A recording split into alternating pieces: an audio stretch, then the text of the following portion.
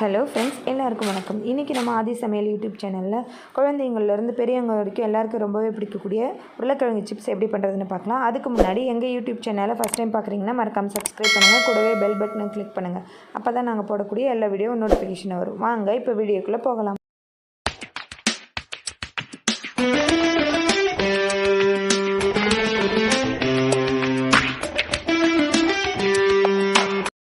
நம்ம கடையில் வாங்குற மாதிரியே சிப்ஸ் இருக்கணும் அப்படின்னா 2 டிப் ஃபாலோ பண்ணும். அதில் ஒன்று உருளைக்கிழங்கு செலக்ட் பண்ணுறது.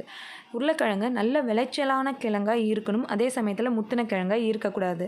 இங்கே பாருங்கள், இந்த மாதிரி நம்ம கிழங்கு நல்ல பெரிய கிழங்காக எடுத்துக்கணும். இந்த 2 வகையான கிழங்கு நம்ம யூஸ் பண்ணலாம். இதுலேயே கொஞ்சம் வெளிர் நிறத்தில் இருக்கக்கூடிய கிழங்கு ரொம்ப இனிப்பாக இருக்கும். அதை நம்ம யூஸ் பண்ணோம் அப்படின்னா சிப்ஸ் கருகி போயிடும். நம்ம கடையில் வாங்குற மாதிரி இருக்காது. நம்ம எடுத்து வச்சுருக்கிற எல்லா கிழங்குக்கும் ஃபஸ்ட்டு நம்ம தோல்லாம் ரிமூவ் பண்ணி எடுத்துக்கலாம்.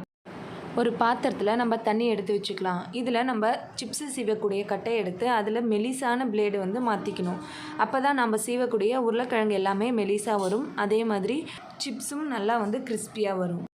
நம்ம சீவினா உருளைக்கிழங்கு இந்த அளவுக்கு மெலிசாக இருந்தால் தான் உருளைக்கிழங்கு சிப்ஸு நல்லா கிறிஸ்பியாக வரும். நான் எல்லா உருளைக்கிழங்கும் இந்த மாதிரி சீவி எடுத்துக்கிறேன்.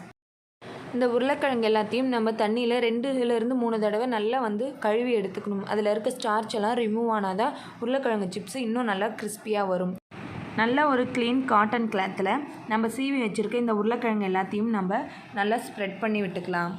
கிழங்குல இருக்கிற இந்த ஈரப்பதத்தை எல்லாம் இந்த மாதிரி ஒரு டவல் வச்சு நம்ம நல்லா தொடச்சி எடுத்துக்கணும். இது ஒரு 10லேருந்து 15 நிமிஷம் அப்படியே காய விட்டுறலாம். நம்ம பொரிச்சு எடுக்கக்கூடிய இந்த உருளைக்கிழங்கு கொஞ்சம் கூட ஈரப்பதம் இல்லாமல் இருக்கணும். இதுதான் உருளைக்கிழங்கு சிப்ஸ்க்கான செகண்ட் டிப்ஸு.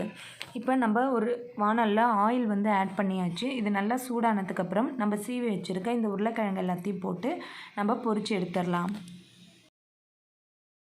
சிப்ஸுக்கு நீங்கள் தனியாக உப்பு வேணாலும் ஆட் பண்ணிக்கலாம். அப்படி இல்லைன்னா இந்த மாதிரி நம்ம எண்ணெயில் பொரிக்கும் போதே ஒரு பவுலில் தண்ணி ஊற்றி அதில் உப்பும் போட்டு நல்லா மிக்ஸ் பண்ணிவிட்டு இந்த மாதிரி பொரிக்கும் போது நீங்கள் ஊற்றி ஆட் பண்ணிங்க அப்படின்னா உங்களுக்கு உப்பு நல்லா ஸ்ப்ரெட் ஆகி ஈவனாக இருக்கும்.